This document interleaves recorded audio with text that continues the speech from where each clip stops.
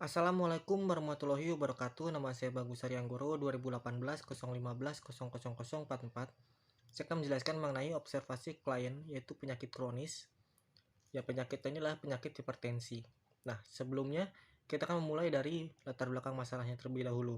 Yaitu pertama, penyakit kronis ini menjadi fenomena yang terjadi banyak di kalangan masyarakat.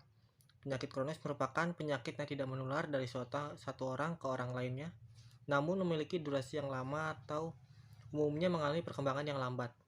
Nah, beberapa penyakit yang termasuk dalam penyakit kronis diantaranya itu penyakit jantung, stroke, kanker, penyakit pernafasan kronis, diabetes, hipertensi, dan lain sebagainya yang merupakan penyebab utama dari kematian di dunia yang mewakili 60%.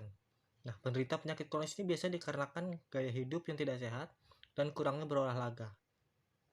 Nah, maka dari itu penting untuk melakukan pencegahan dari penyakit kronis dengan menerapkan gaya hidup yang sehat dan rajin berolahraga. Nah, peneliti ini mengkaji bagaimana penyakit kronis yang dialami oleh klien. Nah, kita masuk ke deskripsi dari karakteristik klien. Nah, identitas klien ini yang pertama itu bernama S, yaitu tempat dan tanggal lahirnya itu di Jakarta 24 April 1966. Lalu jenis kelamin itu wanita, lalu agamanya Islam, lalu usianya itu sekitar 55 tahun, lalu statusnya itu sudah menikah, dan juga hobinya itu adalah memasak. Nah, klien ini merupakan seorang ibu rumah tangga yang berusia 55 tahun. Nah, klien ini mempunyai penyakit kronis yaitu hipertensi. Nah, klien memiliki penyakit hipertensi sudah sejak lama, yaitu lebih dari 5 tahun. Nah, klien ini merasa terganggu dari penyakitnya hipertensinya ini. Klien sudah sering meminum obat dan juga konsultasi ke dokter terkait dengan penyakit hipertensinya. Dan klien sendiri berharap agar efek samping atau efek dari penyakit hipertensinya ini bisa berkurang ataupun menurun akibat atau dari dampak dari meminum obat tersebut. Nah, lalu kita lanjut ke permasalahan yang sering muncul dari klien. Nah, permasalahan yang sering muncul dari klien ini yaitu klien sendiri sering sekali dari hipertensi ini sering sakit kepala, lalu juga karena bisa dari banyak pikiran, lalu sering marah. Nah, hal itu membuat klien ini cepat lelah. Nah, saking cepat-cepat lelahnya ini, kadang klien sering tidak bisa melakukan aktivitas yang begitu berat, dan juga ketika melakukan aktivitas berat ini gampang sekali untuk lelah. Bahkan seringkali penyakit hipertensinya ini yang diderita oleh klien ini membuat klien ini sulit bangun dari tidur, seperti badannya berat dan juga pusing atau sakit kepala. Nah, di sini klien sering berkonsultasi oleh dokter, dan dokter sudah memberikan beberapa obat untuk meringankan atau menurunkan tingkat hipertensi dari klien.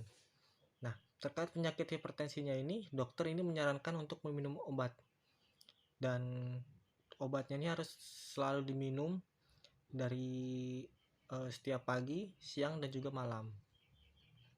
Nah, dokter menyarankan agar klien ini tidak banyak pikiran, tidak mudah marah, dan juga lebih banyak untuk beristirahat dibanding untuk beraktivitas.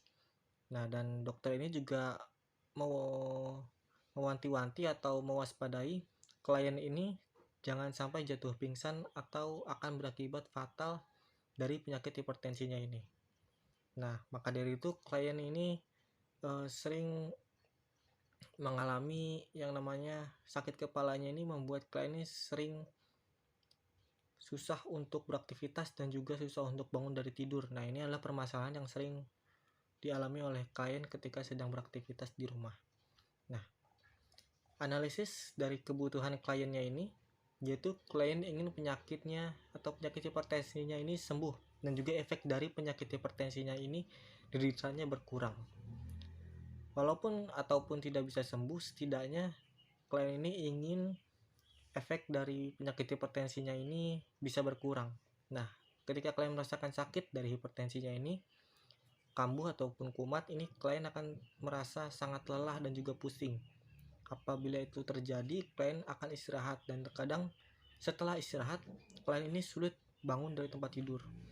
Seperti badannya berat dan juga pusing yang sangat berat dialami oleh klien ini membuat klien kadang merasa tidak kuat untuk bangun dari tidur.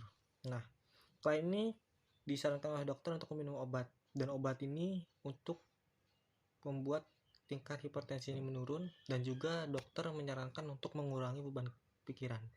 Nah, klien sendiri ingin hidup sehat tanpa sering sakit kepala dan juga cepat merasa lelah akibat hipertensi yang dialaminya. Nah, untuk bagian potensi yang bisa dikembangkan, nah klien ini mempunyai hobi memasak. Nah, klien ini merupakan ibu rumah tangga yang dapat melakukan berbagai aktivitas rumah tangga.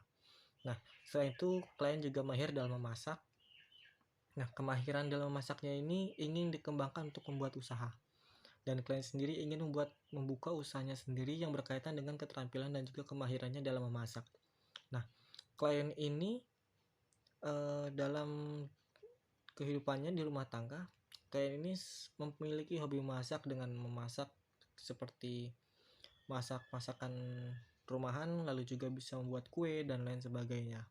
Nah, ini ingin ditingkatkan atau dikembangkan oleh klien dalam dunia usaha, yaitu seperti membuka rumah makan ataupun membuka produksi kue dan lain sebagainya.